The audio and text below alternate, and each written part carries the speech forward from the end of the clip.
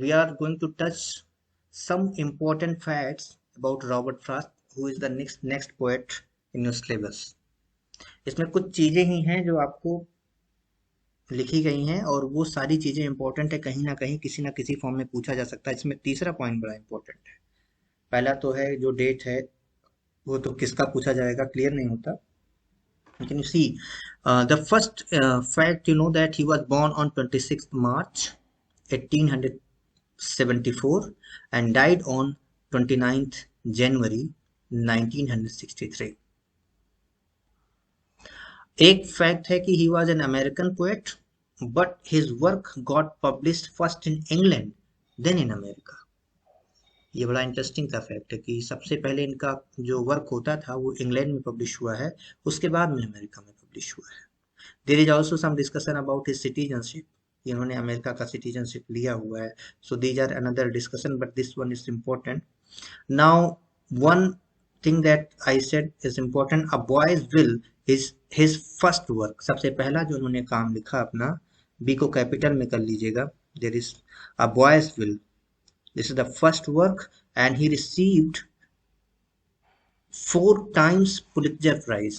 4 बार इनको पोएट्री का पुलित्जर प्राइज मिला, जिसमें डेट है 1924, 1931, 1937 एंड 1943। ये 4 बार है।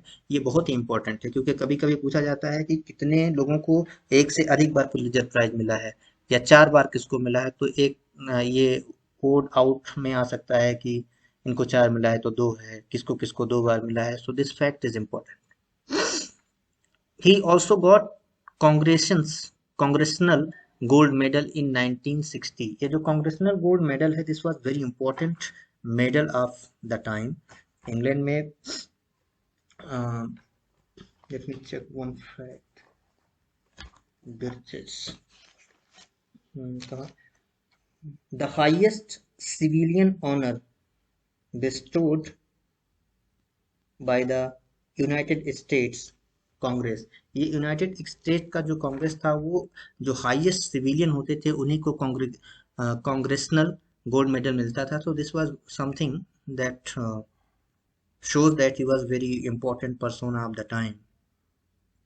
And he also named poet laureate of Vermont in 1961। 1961 में पोएट लॉरिएट ऑफ वर्मॉन्ट भी हुए हैं। कई लोगों के बारे में आपने सुना होगा कि उन्होंने अपनी डिग्री नहीं कंप्लीट की है और उसके बाद में अपना काम शुरू किया है। तो he was one of the persons, one of the scholars. He left Harvard University and Dartmouth College without degree.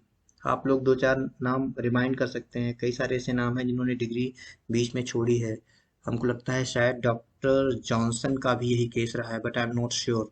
Fact आप चेक कर लीजिएगा, हमने पढ़ा है। ऐसे ऐसे कई सारे स्कॉलर्स हैं जिन्होंने डिग्री नहीं पा पाए हैं। There are several reasons behind there. Now he, एक बात पूछा जाता है कि what was the first profession of Robert Frost.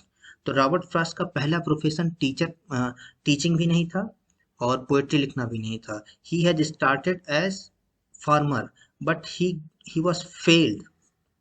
He was failed and he turned as an educator, as an English teacher, and after that he started to write. So these are the fact that we can go with.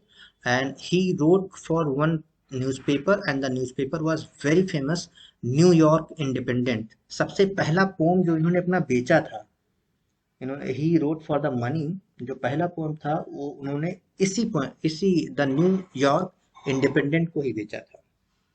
The butterfly and elegy, उस poem का नाम था the butterfly and elegy, and he sold that poem to the newspaper.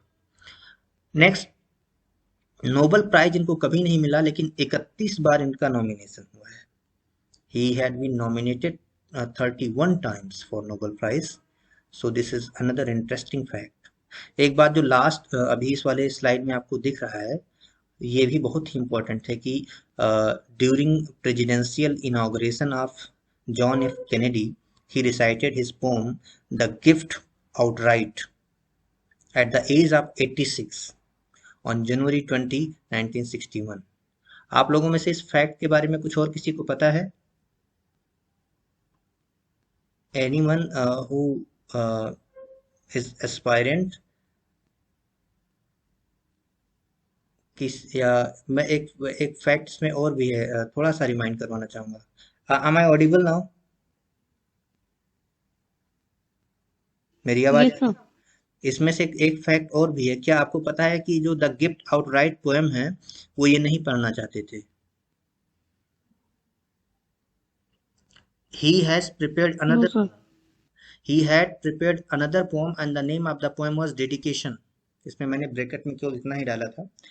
Dedication नाम का एक pome इन्होंने लिखा था जॉन एफ कैनेडी के इनॉग्रल सेशन में पढ़ने के लिए, but because he was very aged, he was at 86, and when he started to read there was sunlight, and because of the sunlight he was not able to read it. आंखों में sunlight की वजह से वो he he felt problem to recite that poem.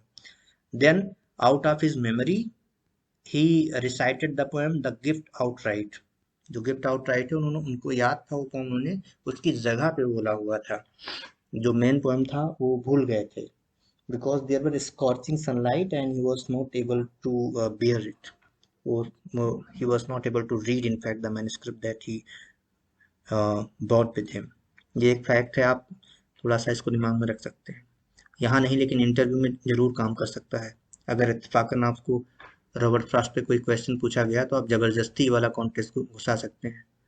So it depends on your oration, that how shall you capture their attention। Now next thing, next fact about him is he called his writing style the sound of sense।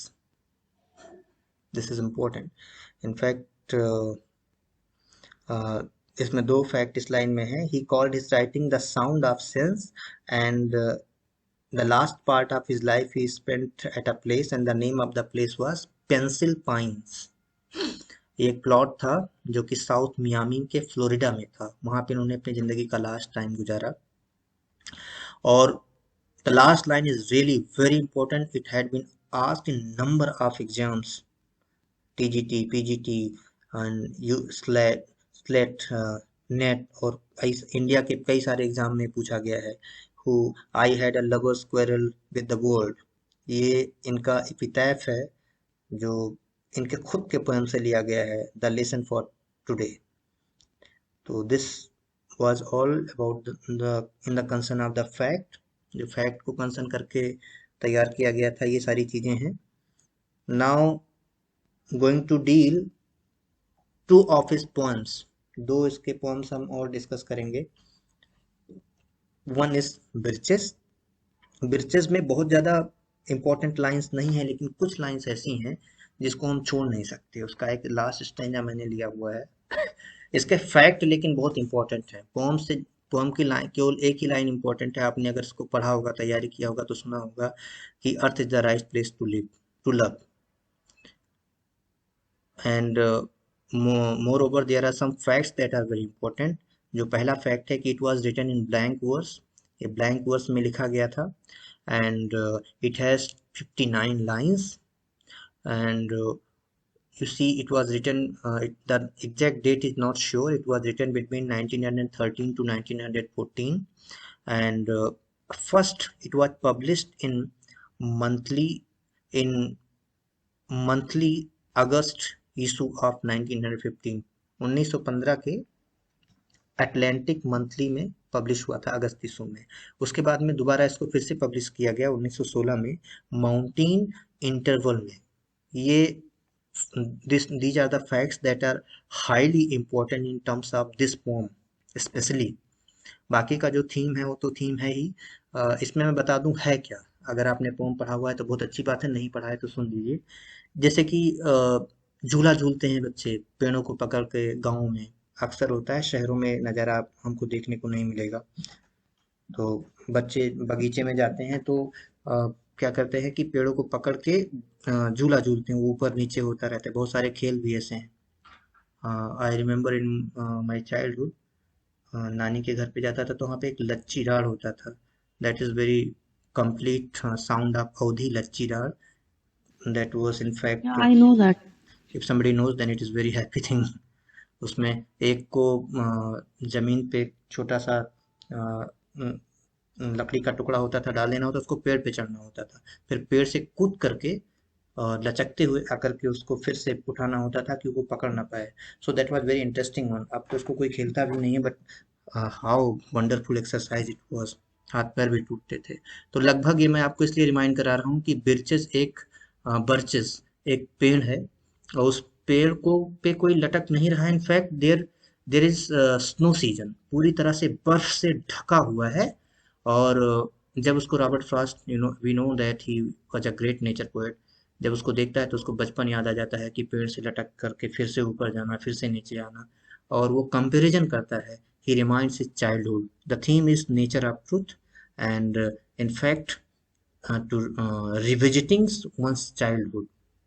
तो और एक खास चीज और भी है, बचपना को याद करके जो एडल्टहुड का हार्डशिप है, all the he wants to forget all the hardship of the adult world. Because when somebody is child or playing with a child or just reminding someone's childhood, then this is the great pleasure in fact.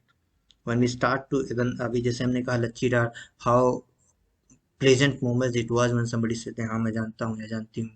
वो वही feeling है जो इस pome में लाने की कोशिश की गई है.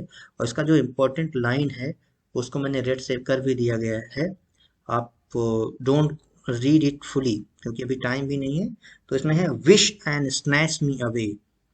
ये पेड़ पे बिरचिस पेड़ को इमेजिन करके रॉबर्ट फ्रॉस्ट बोलता है wish and snatch me away not to return.